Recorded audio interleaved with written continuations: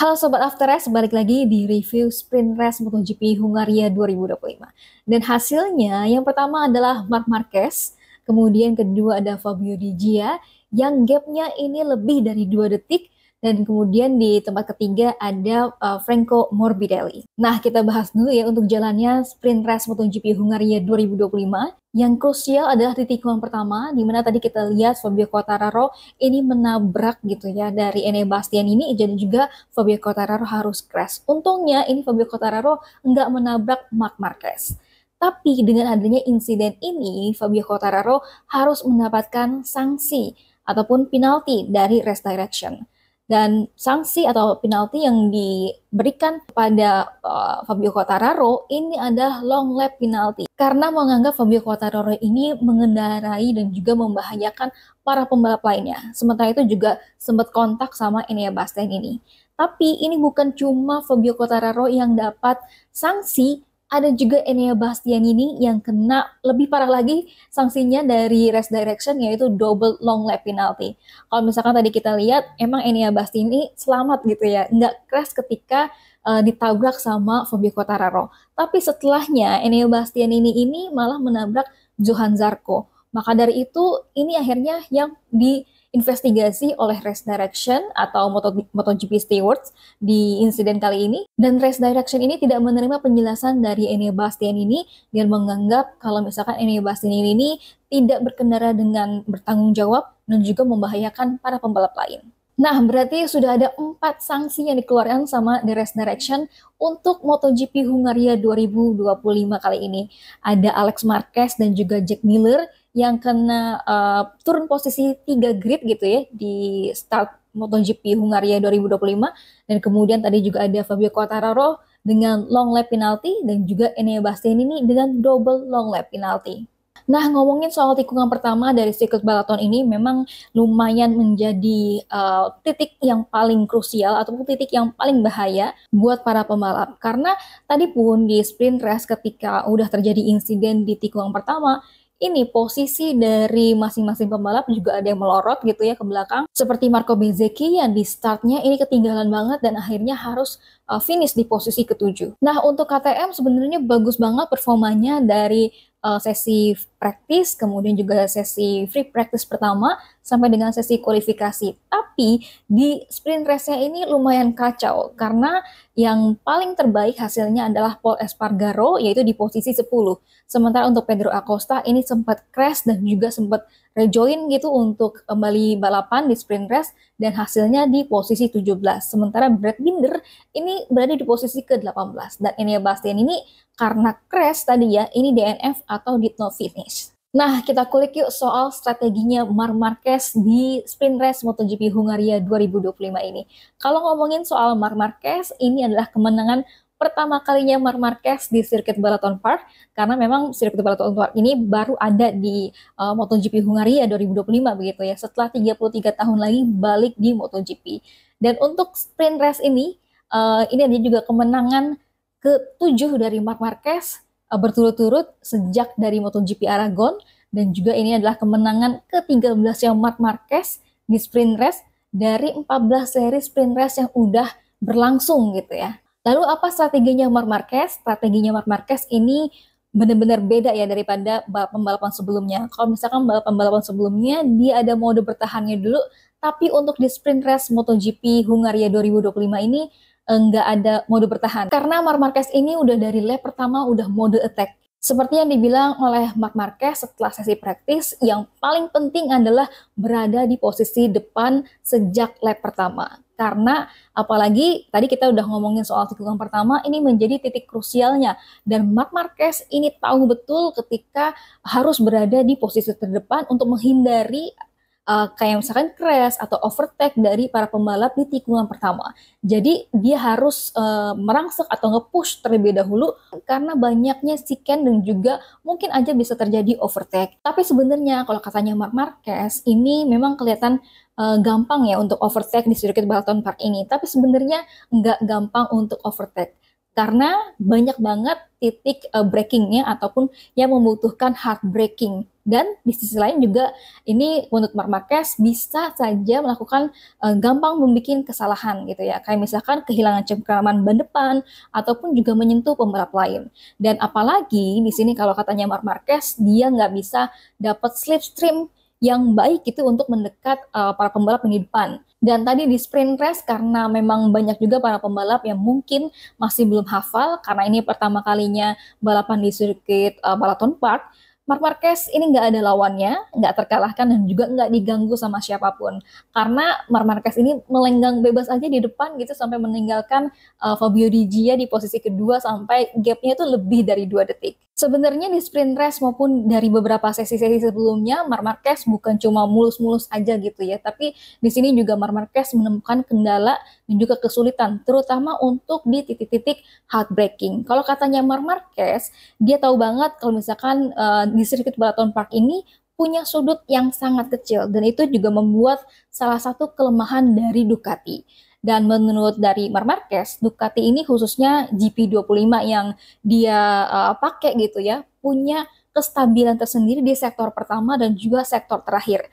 Tapi untuk di sektor ketiga, Ducati GP25 ini masih struggling banget. Nah, tadi di wawancara Park Verme dari Sprint Race MotoGP Hungaria 2025, Marc Marquez bilang nggak tahu apa yang terjadi sama Fabio Quartararo di tikungan pertama, di lap pertama. Tapi memang dia tahu ada sebuah insiden gitu ya, karena suaranya memang mendekat kepada Marc Marquez. Dan kalau misalkan dia bilang juga Marc Marquez tentunya happy dengan perolehan yang ada dan setelah ini akan menganalisis ban belakangnya untuk persiapan main race. Nah, tadi kita udah ngomongin soal strateginya Marc Marquez dan kini kita lihat bagaimana strateginya dari Franco Morbidelli yang mampu finish di posisi ketiga dari startnya kelima. Dan kalau katanya Morbidelli, dia tuh sebenarnya nggak terlalu banyak menggunakan ban di awal-awal balapan. Dan Morbidelli pun ini yakin kalau misalkan dia bisa memanage ban karena Luca Marini pun yang berada di posisi keempat nggak bisa mengejar dia di sprint race kali ini. Nah, untuk Fabio Di Gia sendiri mengakui bahwa ada beberapa perubahan yang cukup banyak di settingan motornya dan ini works gitu ya atau berhasil dari sesi kualifikasi pertama, kemudian sesi kualifikasi kedua dan juga sampai sprint race.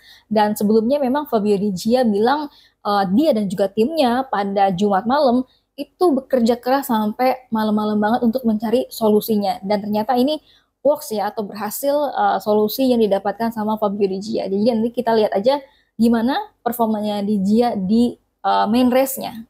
Nah, yang menarik adalah Fabio Di Gia ini kan menggunakan GP25 yang sama dengan Marc Marquez.